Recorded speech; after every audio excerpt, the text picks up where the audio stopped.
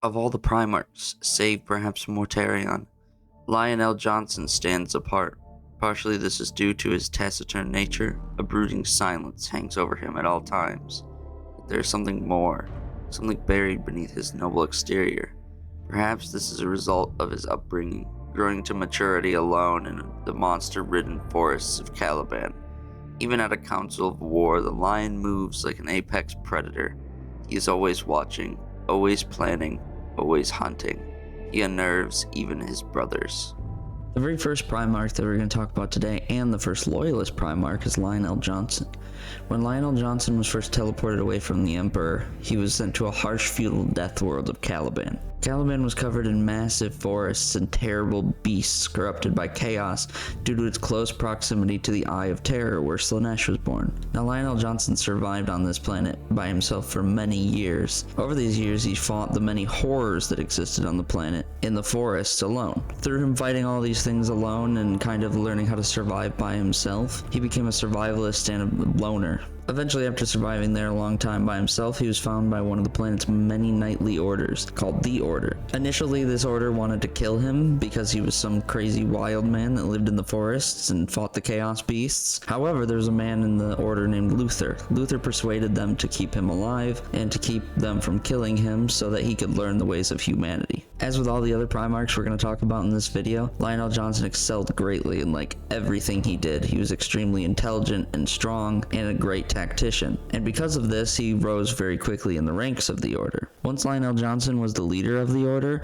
his first decree as leader was to call upon a great crusade where they would go across the planet and they would rid it of every terrible chaos beast that plagued it. Soon after this campaign was complete, the Emperor himself showed up to the world during his own great crusade, and he just so happened the very first Primarch he found was Lionel Johnson. Now Lionel Johnson, unlike most of the Emperor's Primarchs, which we'll talk about later, Lionel Johnson was very accepting of the Emperor and he actually welcomed him. Upon seeing the Emperor, Lionel Johnson knew that they had a deep connection to one another due to his godlike nature. And instead of fighting him or pushing back against him, Lionel Johnson actually just decided to serve him and swear his fealty to him. Many years later, when the Civil War and the Imperium happened, the Horus Heresy, Lionel Johnson and the Dark Angels, his group of Space Marines, his chapter, they lost connection to something called the Astronomicon. Now the Astronomicon is basically a giant lighthouse in the warp. It is a psychic beam created in the Imperium by the Emperor himself to guide all the members of the Imperium around the warp to the places they need to go. Now because Lionel Johnson had lost this connection to the Astronomicon and the warp, he was extremely distraught and depressed, and he believed that the Emperor had finally fallen and Terra had been lost. Lionel Johnson, in his anger, he then went on his own crusade to destroy the planets of as many of the Chaos Primarchs as he could. Two of these planets were called Chemos and Barbarous, and once he reached them, he completely obliterated them and removed them from the universe.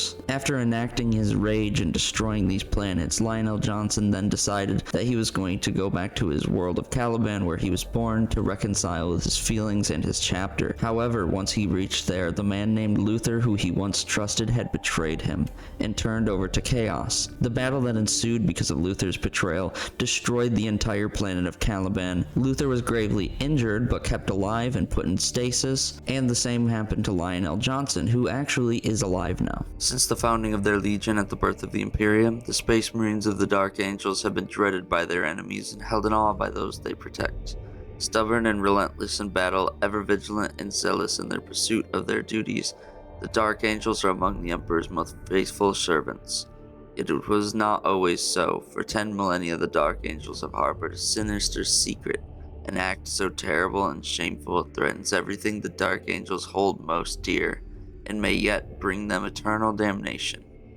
So the Space Marine Legion that's controlled by Lionel Johnson are known as the Dark Angels. The Dark Angels were actually the first legion ever created, and they were the original ones to serve the Emperor during the times before the Horus Heresy. However, nowadays the Dark Angels are far different in the fact that they hold a very dark secret. During the Horus Heresy, the Dark Angels had many of their own members turn against them and turn to chaos. These members of the Dark Angels were known as the Fallen Angels, and to this day there's still many of them left out there, and the Dark Angels almost obsessively obsessed with this goal, go out in pursuit of these fallen angels in order to make them repent and pay for their sins through any means necessary. Usually that involves capturing them, bringing them back to their chapter world, and torturing them until they either give up chaos or until they die. Now, the Dark Angels don't have a particularly different fighting style than most other Space Marines. They're kind of like the Ultramarines in the fact that they generally just are good at everything. But the Dark Angels are known for being extremely steadfast and not retreating under any circumstances because of their terrible secret of the fallen angels that they do not want anybody in the Imperium to know. The Dark Angels will almost never fight alongside the Inquisition. On top of this, the Dark Angels don't view the Emperor as a god, and they don't worship him, unlike a lot of other members of the Imperium. There is nowhere left to hide, the Khan hissed, throttling the dregs of life out of the flailing demon. We know you now. We shall hunt you in every plane of reality. We shall cleanse the void, then we shall cleanse the warp. Manushya Rakshasi spat its defiance, but the spittle was laced with ichor now, and its eyes had clouded. A shudder rippled through its ravaged frame, and the talons went limp. So look on me now, Yaksha, said the Khan, and know your slayer. The next Primarch that we're going to talk about is Jagatai Khan. Now, Jagatai Khan was originally transported to a really beautiful, fertile world covered in green plains and tall mountains, and it was named Chagoris. The people of Chagoris were run by feudal aristocracy, however, they were about the Renaissance age of technology. Despite this, though, that was only one empire on the planet, and there was a large amount of the planet called the Empty Quarter, which was ruled largely by tribes and khans and warlords. On top of being ruled by all of these very barbaric tribes, the land was also usually preyed upon, and the tribes were preyed upon by the greater empire of the planet called the Palatine Empire. Now, when Jagatai Khan was initially found by his tribe, he was viewed as sort of a gift from the gods. They looked at him and they saw a fire in his eyes due to him being a Primarch. And as Jagatai Khan grew up, he was an extremely proud and honorable warrior. And on top of this, he had very grand visions for uniting all of the tribes and khans against the terrible Palatine Empire. Soon after, he started accomplishing this goal, and he would just go around the Empty Quarter, and he would take over and assimilate every single tribe that he could. Whether they joined him peacefully or whether they joined him through fighting, he didn't care, but he was going to make one empire under him. While he was uniting all these tribes and fighting all these battles, the Palatine Empire was also getting involved and constantly raiding them and fighting them and trying to steal what little resources they had. However, Jagatai Khan, being the amazing, powerful warrior that he was, he would easily fend off these normal ass people. However, in one of these incidents, he actually got caught in an avalanche and was knocked out unconscious. During him being unconscious, he was actually captured by the son of the Palatine Empire, but being a Primarch, he was extremely powerful and strong, and he easily overcame them. After which, he severed the head off of the Palatine Empire's son, stuck it on his horse, and sent it back to the Empires for his dad to see. Now, obviously super pissed off, the Palatine Emperor brought an entire army to come and deal with Jagatai Khan. Now, he brought his most elite soldiers and his strongest soldiers, which he viewed would easily destroy the savages in the Empty Quarter. However, all of the people he brought were extremely heavy armored, and thus they were very slow. The difference, though, is that Jagatai Khan came from a bunch of very nomadic tribes, and they were very quick and used a lot of horses. They easily outran these heavily armored soldiers and very easily beat them in battle, destroying almost the entire army. After this great battle, Jagatai Khan went back home to his tribe,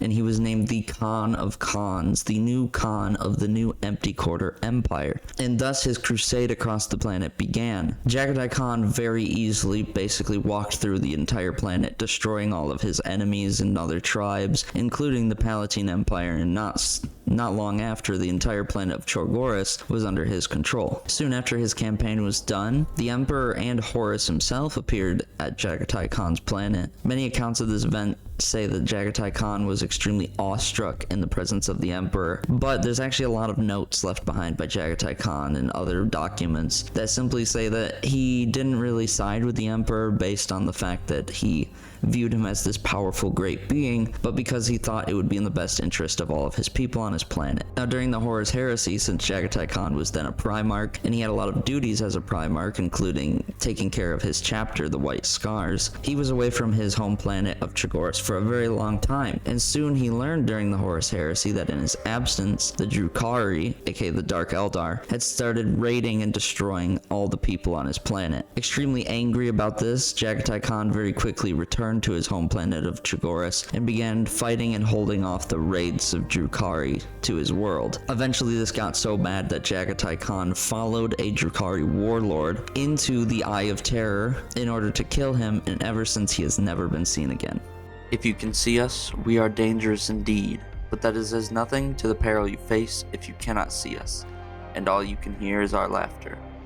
Now, the Space Marine chapter that Jagatai Khan controlled were the White Scars. The White Scars, alongside the Blood Angels, are known as probably one of, if not the most vicious and battle-hungry of the Space Marines. This comes from a very long history of them being the Emperor's sword, so to speak. The White Scars in their infancy were mostly spread very thin across the galaxy in their own little groups and tribes, so to speak. And because of this, a lot of time the White Scars were very resistant to working with other people or trusting anybody else, and they wouldn't even trust people within their own chapter. But when Jagatai Khan came to control them, they started to become more cohesive and become one group, and they started working together a lot better, just as Jagatai Khan had once done for the people of his world. They follow an extremely quick and fast battle style that's accompanied by motorbikes and axes and a lot of very close melee combat. They prefer to get in quick, destroy their enemy, get out quick, and then they're done. Something about the White Scars, despite the fact that he's most likely enslaved or dead or something like that, they believe that Jagatai Khan is actually still alive within the Webway, still fighting to this very day,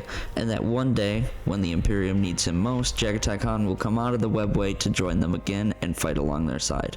Listen closely, brothers, for my life's breath is all but spent. There shall come a time far from now when our chapter itself is dying, even as I am now dying, and our foes shall gather to destroy us.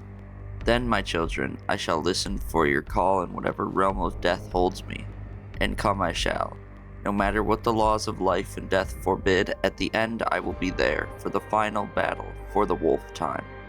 The next Primarch we're going to be talking about is Layman Russ. Layman Russ was transported to a very cold death world called Fenris, in which he met a giant thunderwolf upon getting out of his pod. A typical person would have been killed by a thunderwolf, given the fact that they are massive, probably bigger than a car. However, this beast saw a fire in him, and saw respect for him because of his nature as a sort of godlike Primarch being. And because of this, the wolf actually took him in and raised him as one of its own. Layman Russ was raised in the pack like a wolf, and thus he didn't know any human nature or human language or anything like that, and he entirely sort of lived by the wolf's code, which was, you know, fighting as a pack, very team oriented, very the strongest survive type of mentality. Now eventually a group of tribesmen, of people who lived on the planet of Fenris, actually found him, and they started killing the entire pack that he was raised by. Every single wolf in the pack died, including the pack mother that had raised him, besides two wolves. Layman Russ, however, was absolutely crazy. He had destroyed and killed at least a dozen men with his very bare hands alone. But upon seeing that there was a human with the wolves, they stopped fighting him and they tried to reconcile with him and show him peace so that they could take him back to the king, which did work. Now Layman Russ, when he was brought back to his king, the Fenrisian king decided to take Layman Russ in as one of his own children and kind of teach him how to be a human in the ways of humanity. Layman Russ excelled very quickly and he became the best warrior the Fenrisian people had ever seen. He won many battles for his people against other tribes and the horrible beasts that lived on Fenris, until eventually the king died and Layman Russ would take his place. However, while all of this was happening, his stories were spreading very rapidly across the galaxy, and thus the Emperor heard about him and was like, yeah, that's probably one of my Primarchs over there fucking shit up. Now when the Emperor appeared to Layman Russ, he actually knew that Layman Russ would not accept him and not submit to him so easily. So the Emperor, instead of showing up in his beautiful golden clad armor and his giant sword, he instead showed up in robes, covering himself in sigils of disguise and making sure that Layman Russ couldn't really tell that he was a formidable opponent. When he did this, he knew the only way he could actually get Layman Russ to serve him is if he gained his respect. So he challenged him to a contest. The first two contests consisted of eating and drinking, which Layman Russ, obviously being from the planet he's from, very Viking-like. He won both of them. However, the third challenge was the challenge of combat, and the Emperor very, very quickly won this challenge by smacking him over the head with a power of glove and knocking his ass out. Layman Russ is a bit interesting because we actually don't know if he's dead or where he went. But Layman Russ, post-Horus Heresy, was having a feast in remembrance of the Emperor's death when suddenly he had a vision overcome him, and he left mid-feast to go pursue this vision, not telling a single soul where he was going. The only thing he actually told them before he left is that one day he would return. However, he would only return when it was the Imperium's finest hour, and it was their greatest time of need against the forces of chaos. He called this final time the Wolf Time. And despite his disappearance, the Psykers that are part of the Space Wolves, they still sometimes receive psychic visions and such from him, telling them where to go, what to do, and what crusades to pursue in order to one day hopefully be honorable enough to meet him again. The sons of Fenris they are, hardened in the forge of their harsh world, eager for battle and honor. They are the Grey Warriors, ashen like the wolf, whose greatest joy is to hear the clamor of steel amidst the din of war. Now, the Space Marine chapter that Layman Russ commands is the Space Wolves. The Space Wolves, just like Layman Russ, are extremely hateful towards highly technological and magical things. They're very kind of primitive and simple in their nature, and they're very Viking-like. So much so, they actually worship the Emperor as the All-Father. And because of these views, many people within the Imperium actually despise the Space Wolves and believe them to be terrible heretics, especially the ecclesiarchy. On top of the Space Wolves deviating with their religion, they also do so in structure. Typical Space Marine chapters are organized into chapters, and then beneath that there's like squads and stuff like that of 1,000 Space Marines each. However, the Space Wolves, they form packs. These packs are through members that have fought together and have bonded together over time, and they stick together exclusively and do not deviate at all. So much so that if a Space Marine were to be in a particularly bad battle and their entire pack were to die and they would be the only one remaining, then they wouldn't join any other pack and they would be considered a lone wolf. Oftentimes this leads to them seeking redemption or seeking honor through battle, and many times they will die alone in the process. Space Wolves obviously focus very heavily on close, fast combat. The Space Wolves' whole kind of deal is that they will run directly headfirst in the enemy and destroy them using warhammers, axes, chain swords, and any other kind of melee weapon they can get their hands on. Discipline, duty, unyielding will. These are the measures by which every warrior is judged. Unarmed, a warrior with these qualities will still find victory, no matter how long or arduous the path. When girded with the sacred armaments of the Adeptus Astartes, such a warrior becomes truly indomitable.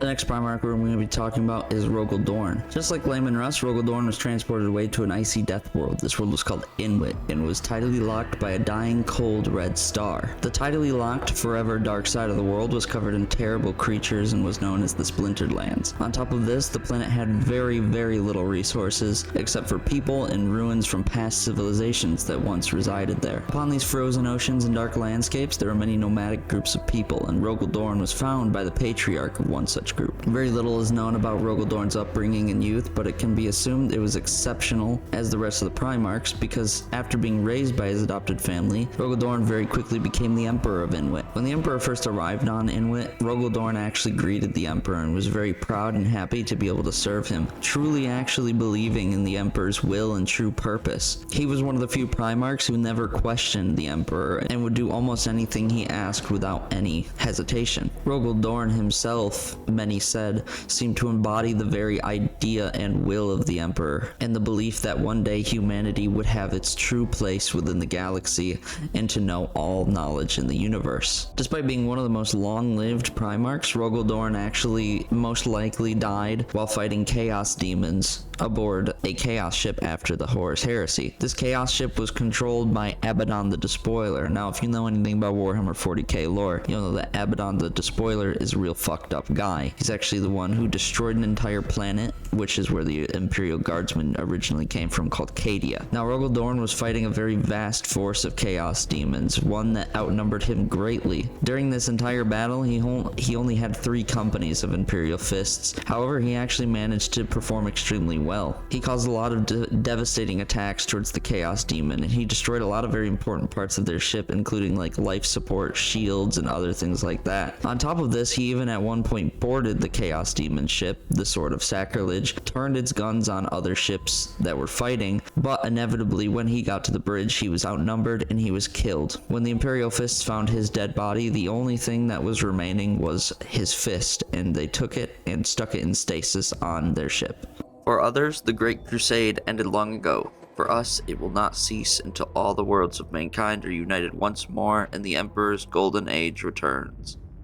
Now, the Imperial Fists, like their Primarch, are extremely meticulous and steadfast. Because of this, they follow and believe in the Codex Astartes almost as well as the Ultramarines do. So much so, they almost see it as a religion. The only one part about the Codex Astartes that they absolutely refuse to believe in or refuse to do is ever tactically position themselves, aka retreat. Imperial Fists are known for being extremely steadfast, and they will hold the line until the very last one of them is dead. On top of this, just like their father Rogel Dorn, the Imperial Fists are extremely obsessed with the idea of discipline and ritual. Often practiced part of the Imperial Fists is the Pain Glove. Now, the Pain Glove is exactly how it sounds. It's a thing you wear and it gives you pain. The Pain Glove is a full body suit that you stick on your body. It covers everything but your head, and then it adheres to your skin, and it stimulates every single nerve in your body, making you feel as if you are being incinerated and burned alive, while at the same time it actually does no damage and simply only causes pain. The Imperial Fists hold a very defensive fighting style. They can also go on the offensive because most of their tactics are related to sieging. The Imperial Fists focus on causing a shit ton of damage to other factions using like artillery and defenses that the enemy just constantly flows into and can't break, and because of this they're very good at holding positions and planets and things of the like until the very last man. Sanguinius, it should have been him. He has the vision and strength to carry us to victory, and the wisdom to rule once victory is won. For all his aloof coolness, he alone has the Emperor's soul in his blood. Each of us carries part of our father within us, whether it is hunger for battle, his psychic talent, or his determination to succeed. Sanguinius holds it all. It should have been his. The next Primarch we're going to be talking about is Sanguinius. Sanguinius was born on the planet of Baal Secundus, and he was first found by a tribe of people there called the Folk of Pure Blood. Upon seeing this child, many of them were very fearful and scared because he had been touched by chaos. Sanguinius, upon being found, grew a pair of wings out of his back, which as he grew up very quickly, like all the other Primarchs, these wings actually became big enough to carry him off of the ground and allow him to fly around the battlefield, seeing everything from a bird's eye view. Sanguinius being exceptional, he quickly rose through their society and eventually became their leader. While Sanguinius was their leader, he grew to hate the mutants of his toxic, corrupted world, and as such he rallied the people behind him to go out and destroy all of these mutants. With all of these amazing acts that Sanguinius formed, he actually sort of became a god to his people. They viewed him as an angel given to them from the heavens. And while they were killing all of these mutants, the Emperor showed up. Now, when the Emperor originally arrived, Sanguinius was holding a great event where he was talking to them in a wonderful amphitheater. The Emperor walked into this amphitheater where they would hold meetings, and Sanguinius was there giving a speech to his people. The Emperor could then see that he was truly one of his sons. Sanguinius was able to inspire hope into all the people, despite all the odds on the planet of it being radioactive, toxic, and covered in mutants. On top of this, the Emperor had noticed that Sanguinius inherited his ability of foresight. Sanguinius had the ability to see the future just like his father. And when the Emperor finally met Sanguinius at the end of his speech, Sanguinius simply dropped to the floor upon his knees and cried. And as he cried, flowers grew from the very dirt where his tears landed. Despite Sanguinius being one of the most magnificent Primarchs and having the most relation to his father, he also had one of the most tragic deaths. During the Horus Heresy, he entered Horus's ship in order to defeat him and defend the Emperor on Terra. But of course, this was only a trap. Horus wasn't that stupid. Horus knew that the only way he was going to be able to defeat the Emperor and his Primarchs was if he opened up his void shields and allowed them onto his ship so that he could defeat them there with the powers of chaos. Now both the Emperor and Sanguinius entered the ship, however Sanguinius went first. Sanguinius, being already tired from the battle at hand, fighting many demons, including one he had fought before, in which he grabbed its ankle and its wrist, picked it up in the air, and snapped it over his knee, he went and fought Horus. Many assume that Sanguinius, because of his foresight abilities, he was able to see his death beforehand, but despite this, he still fought and died for the Emperor. Horus knew that Sanguinius was the best of them, and because of this, Horus decided to make Sanguinius' death the most tragic and terrible. It was said that as Horus killed Sanguinius, you could hear his cries of terror and his screams sent out across the entire planet. This was mostly true for his Space Marine chapter, the Blood Angels, however. The Blood Angels, as this battle ensued and as Sanguinius died, they all cried out in pain as they could feel the feelings and feel the pain of their Primarch and father in his last moments as he was being brutally murdered by Horus upon his ship. They are the sons of the angel, the blooded host, the defenders of humanity. They are strength, they are nobility, they are the blood angels. And I say to you, there are no more loyal or determined servants of the Emperor alive today. Now, the Space Marine chapter, as we said, that Sanguinius controlled was the Blood Angels. The Blood Angels, just like Sanguinius back on his homeworld of Bal Secundus, where he destroyed the mutant threat, the Blood Angels strive for changing things for the better, and they are always ever optimistic in the future. They often believe that they are fighting for the future of the Imperium and the future of their own chapter. They try to achieve this by doing constant rigorous ritual where they try to teach themselves discipline and to keep themselves occupied from something called the Black Rage. Now, despite the Blood Angels and Sanguinius' perfection, they have one major flaw called the Black Rage. The Black Rage originally arose on that fateful day with Horus and Sanguinius, where he caused irreparable pain to all the Blood Angels and their Primarch. This psychic attack upon Sanguinius left a scar on every single Blood Angel and every single future Blood Angel who would ever live. The Black Rage is the Blood Angels reliving the very events of Sanguinius' death, feeling and seeing the very last moments that Sanguinius felt as he died by Horus's hands. On top of this, you could say it's a curse, but the Blood Angels out of any Primarch Legion, they live far longer than anyone else, thousands of years even, and as they get older, the chance of them being overtaken by the Black Rage is much higher. Now, when somebody gets overtaken by the Black Rage, it's not like they black out and then they come out of it a little bit later. No, somebody's overtaken by the Black Rage. It is so terrible and prominent and powerful on their psyche that oftentimes they completely succumb to it and become entirely insane. Because of their rage and these things that they carry inside of them, the Blood Angels usually focus mostly on melee heavy combat. They also have a very heavy focus on using aerial jump packs to fly directly towards their enemy, get in real close, kill them or maim them, and then fly right away and get out of the battle. Rest? We were not made to rest. We go on, unflinching, unstoppable, unending in our strength. The Emperor did not make us for such mortal concerns as hearth and home, vanity or contemplation. We are his engines of war, his hammers, beating out the fabric of existence into a vessel fit for mankind to inhabit.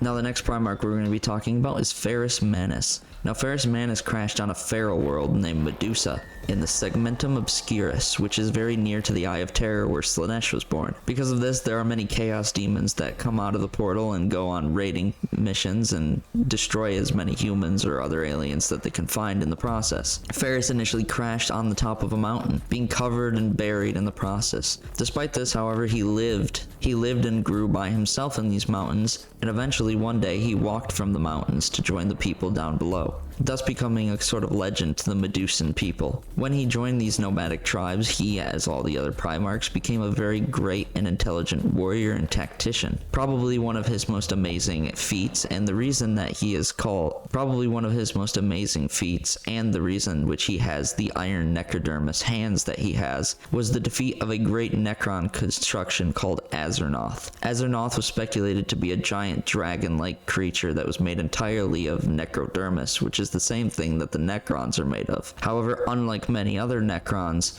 Azernoth was entirely impervious to any sorts of damage or injury, and it was said the only way that Ferrus Manus was able to defeat this great beast was by leading it into a giant pool of lava and putting it in and melting it. But in the process, due to him melting the great beast, some of the necrodermis got on his hands, and thus his hands turned to necrodermis, and they have been forever that way, ever until the day he died. Now, there's not a ton known about Ferrus Manus. He's actually probably one of the Primarchs with the least amount of lore, but when it was said that when the Emperor arrived, he was generally accepting of him, and he was very quick to adjust to his new position, being a warlord already, and he sort of just complied with the Emperor's rule and accepted it, and joined him. Thus the Emperor gave him his new Space Marine chapter, the Iron Hands. Ferrus was one of the very first Primarchs to die during the Horus Heresy, dying to the hands of another Primarch who was very dear to him and he thought of as a friend. This event was called the Dropsite Massacre. The Dropsite Massacre was basically where him and two other Primarchs, Corvus Corax and Vulcan, were ambushed by the forces of Chaos, and it destroyed a very large amount of their forces. Ferrus Manus came across one of these Chaos Primarchs himself, named Fulgrim. Fulgrim was the one who was a very dear friend to him, and despite this, they had a great battle with weapons that they forged for each other. Inevitably, however, Ferrus lost this battle and was beheaded by Fulgrim, thus being the first Primarch to die during the Horus Heresy. Only when by the power of our hate we have truly shed the prison of our own flesh shall we be judged worthy to stand at the side of the returned Primarch. Every foe I slay, every stone I cast down, makes my hatred purer, and the day Ferrus Manus is restored to us a day closer. Now, Ferrus Manus' Space Marine chapter, the Iron Hands, are a bit interesting in the fact that despite their Primarch's hate for his necrodermis hands and the hate for the machine that he was, the Iron Hands actually embrace this, and they see a human body as weakness, and they strive to replace all of their body with as many cybernetic enhancements as possible, just like the Mechanicus.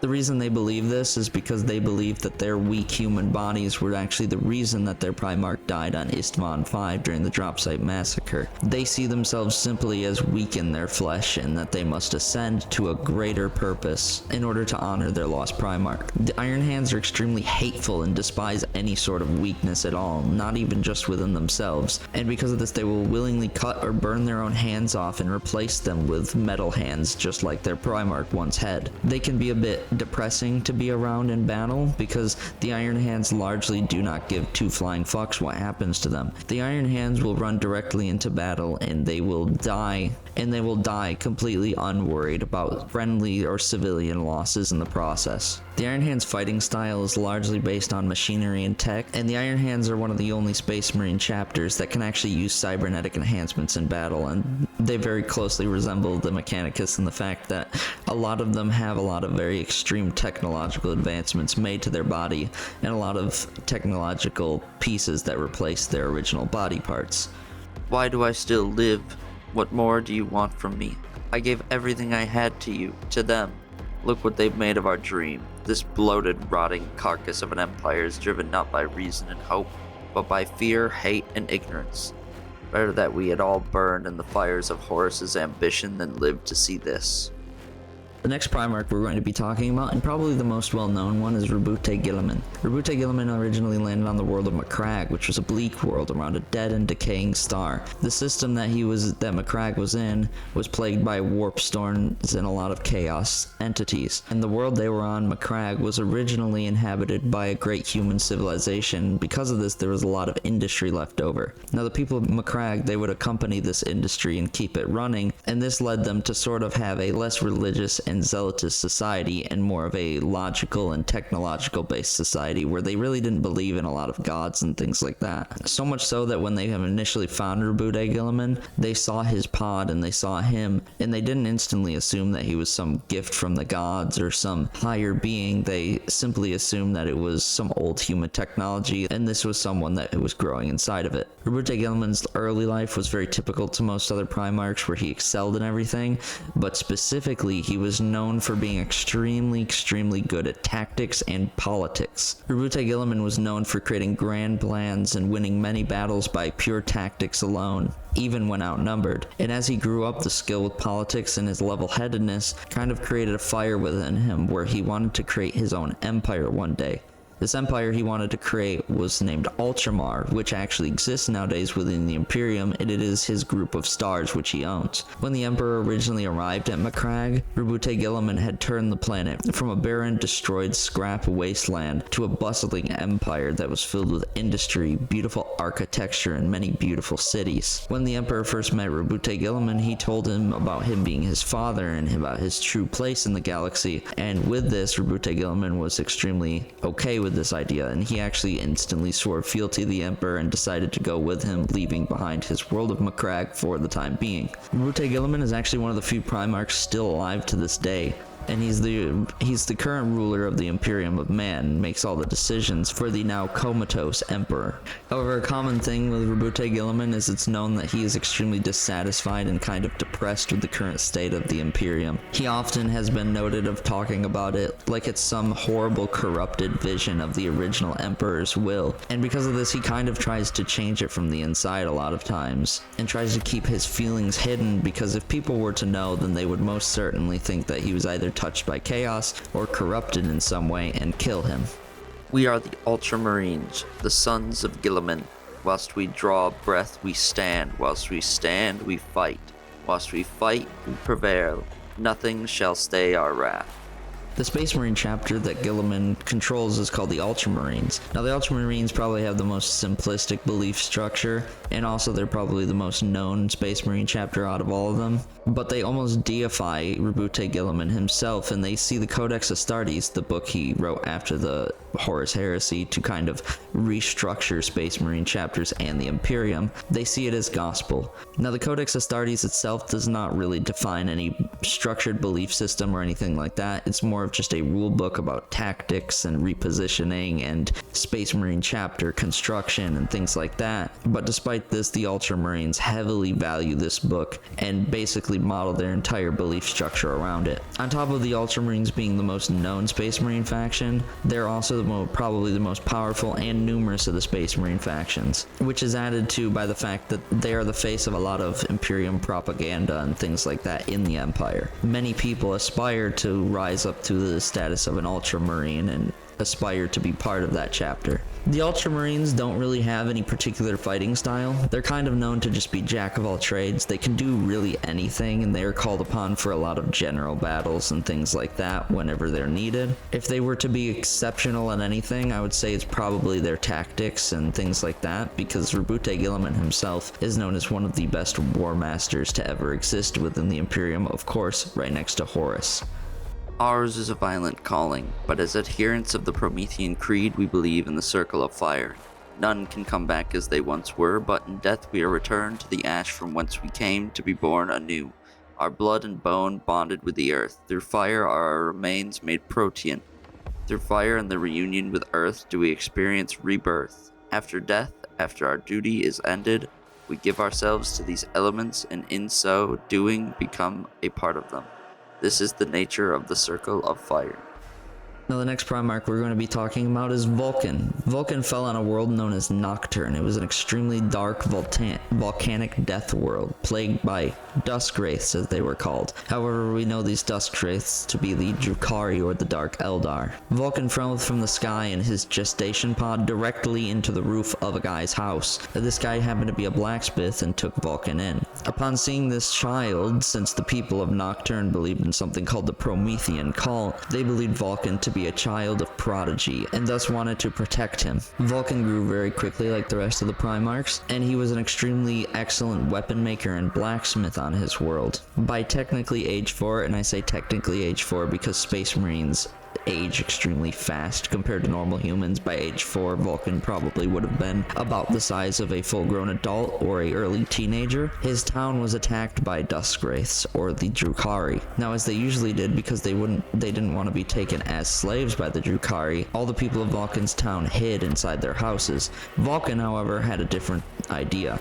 Vulcan did not want to hide, and he wanted to fight the Drukhari, and thus he did. Vulcan stood up to these terrible Xenos of chaos, and he killed 100 of them with only 2 blacksmith's hammers. And on top of this, it was said that every time a Drukhari would strike him with one of their weapons, it would simply glance off of his skin and break. Being inspired by Vulcan's great courage, the people of his planet all created a great pilgrimage to go and see him and pay homage to him. Upon meeting Vulcan, they all swore to never back down from the Drukhari and to forevermore fight against them in order to honor him for protecting them. From this moment on, a sort of fire was born inside Vulcan, and he and the other members of his planet went and started fighting all of the Drukhari in this world. It was said that Vulcan himself killed hundreds of thousands of these Drukhari without sustaining a single injury. Vulcan was so powerful that some of the stories tell of him even tearing ships from the sky, which most likely probably wasn't true. He probably just destroyed them somehow, but you know, legends and such. After this grand victory of liberating his planet from the Drukhari, him and his people held a great tournament to honor him and their victory. During this tournament, that's when the Emperor showed up. Like the other Primarchs, the Emperor showed up disguised and challenged Vulcan to a contest. Now, these contests were mostly comprised of strength-based contests, like holding an anvil in the air for a long-ass time, and whoever dropped it first lost. But because of this nature, and them both being godlike beings, none of these contests had a winner, and they were all ties. Because all these contests were ties, the elders of the planet created one final test to determine who a proper winner would be. Now, the terms of the contest were that each of them had half of a day to build a weapon. Now, with this weapon that they forged themselves, they had to go out and hunt salamanders. Now, these salamanders on this planet are not like your typical, pod salamander. They're not like a couple inches long. Now, these things are giant salamanders that live in the volcanic mountains of Nocturne and breathe fire. During this test, Vulcan created a massive Warhammer, and the Emperor created a sword, and thus they went out into the volcanoes in search of the salamanders. Now, Vulcan had almost instantly found one, and he cracked it over the head with his Warhammer, killed it, and threw it over his shoulder and started going back home. But during this, he slipped and was falling down a mountain. But during this, he slipped on some rocks and he started falling down the mountain, and then he gripped the edge. Well, the Emperor, being his father, basically saw him and threw his salamander that he had caught into the lava to create a bridge to save Vulcan, and he pulled him up, and then they walked back to the village together. Now, obviously, technically, the elders considered Vulcan the winner of the contest, because Vulcan was the only one who came back with a salamander. But Vulcan, knowing that he was truly beaten, decided instead to tell the people that the Emperor had actually beaten him, and there he swore fealty to the Emperor for the future to come. Now, we have no idea where Vulcan currently is, but we know that at least he can't be dead, because Vulcan is something called a perpetual. Now, a perpetual is a very rare thing. Now, a perpetual is somebody that no matter what kind of injuries they sustain, or no matter what kind of things happen to them, they will always come back no matter what. So much so, Vulcan's entire body was once obliterated, and he still came back. So we at least know that Vulcan is out there somewhere alive still. He originally left on a starship and left his Space Marine chapter with one last dying wish. He told them that he hid 9 artifacts around the galaxy, and it was their goal to find all the 9 artifacts, and once they had found all 9 of them, Vulcan would see them as fitting of his presence once again. He would come back and be with them and fight alongside them once more.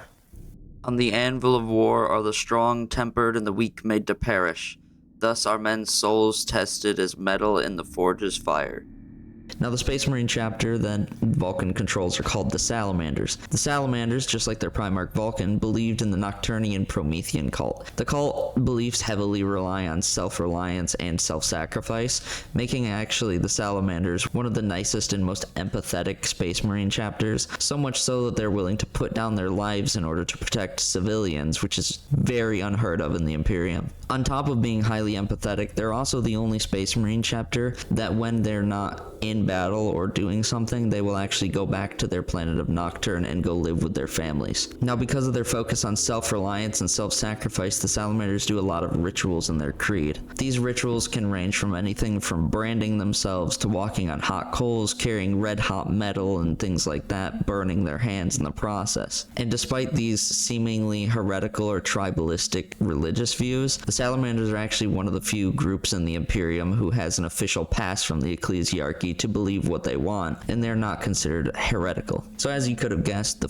Salamanders' fighting style is largely based on incendiary weaponry. Salamanders use a lot of meltas in their armory, and basically they kind of just run around and burn people alive. The first axiom of victory is to be other than where the enemy desire you to be. The first axiom of stealth is to be other than where the enemy believes you to be. The first axiom of freedom is that justice without force is powerless. Force without justice is tyranny. Now the final Loyalist Primarch we're going to be talking about is Corvus Corax. Corvus Corax originally fell on a moon called Lycius, which orbited the planet Kievar. Kievar was a massive Manufactorum Adeptus Mechanicus forge world, and the people that he resided with on Lycius were mining slaves. He originally landed inside of a dark cavern, and the miners found him and took him in, and he began to learn from their elders. Now, a lot of these miners and things like that were slaves here were slaves because they were enemies of the Imperium, or they were prisoners or murderers or any of the such. But despite their inherently bad natures, Corvus Corax still believed that they were being mistreated by the people of Kievar, and he wanted to free them all from their binds. As Corvus Corax matured, he learned of an innate ability he had, which allowed him to go completely invisible to the eyes of living or biological beings. This, however, did not extend to technology, so if, someone were to see him through a camera or something like that, they would still be able to see him. While he was growing on this planet, Corvus, as I already stated, hated the slavers and what they were doing to the people of Lycius, and so he started doing a rebellion.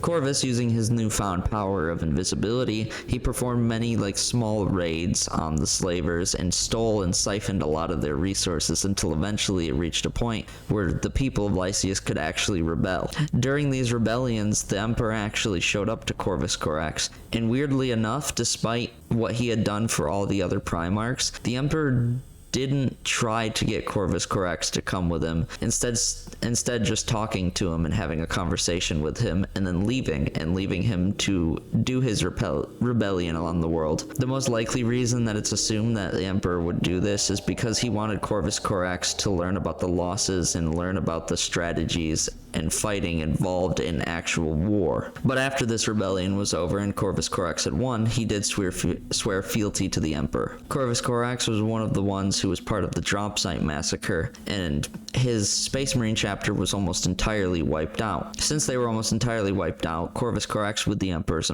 permission, decided that he wanted to recreate his chapter and recreate his gene seed. But being not as perfect as the Emperor was, he tampered with his own gene seed and really fucked it up. After tampering with his own gene seed, all the Space Marines that came out afterwards were terrible mutants, and in his sadness and depression and rage, Corvus Corax destroyed and obliterated every single last one of these mutants. After this, Corvus Corax was extremely dissatisfied and sad with what he had done, and he disappeared into the Eye of Terror, never to be seen again, to seek penance for his crimes.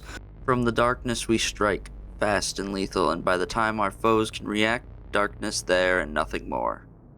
The Space Marine chapter that is run by Corvus Corax are the Raven Guards. The Raven Guards, as with other Space Marine chapters, they follow a lot of rigorous rituals. The most prominent of these being one the Raven Guard have to do to hone their Wraith Slipping abilities. The Raven Guard have to meditate deeply, and they learn from higher members of the Raven Guard on how to use these powers of invisibility. The way they do this is that the Raven Guard are taught by continuously trying to turn invisible and sneak up upon a Raven. Once they do this and actually succeed and sneak up upon this Raven, they have to snap its neck and take its skull. After doing so, they wear this skull upon their armor as a sort of talisman and a sign of their completion of their tests. The Raven Guards are another Space Marine chapter that actually don't deify the Emperor, and they don't really see him as a god. They just kind of see him as an ultra-powerful being that could make very tough decisions when needed. And as you could have guessed, the Raven Guard fighting style is focused very heavily on quick, powerful strikes and stealth. The Raven Guard are known as some of the best infiltrators in the Imperium, and on top of this, they're weirdly calm for Space Marines. Most Space Marines are very zealotous and very loud, boisterous, and aggressive, whereas the Raven Guards are generally very calm, quiet, and collected. Most of the Raven Guard's tactics thrive heavily on guerrilla warfare, and they will almost never do frontal assaults or attack enemies head on. And on top of this, they have a special marine in their service called Assault Marines, which use these really cool things called lightning claws. Alright, cool, that's the end of the video. Those are all the Loyalist Primarchs, and now you know a little bit about them. I didn't go too in depth with them again because I didn't want this video to be a million years long. But in the future, I'll probably end up making videos on each of the individual Primarchs, and then we'll be able to go into a lot of depth into their history and their different personalities. But I hope you enjoyed, and thank you for watching, and I'll see you in the next one. Like and comment and stuff, and tell me what you think of the video, give me suggestions, whatever. I'll take them into account, and I can make further videos on them. Thanks.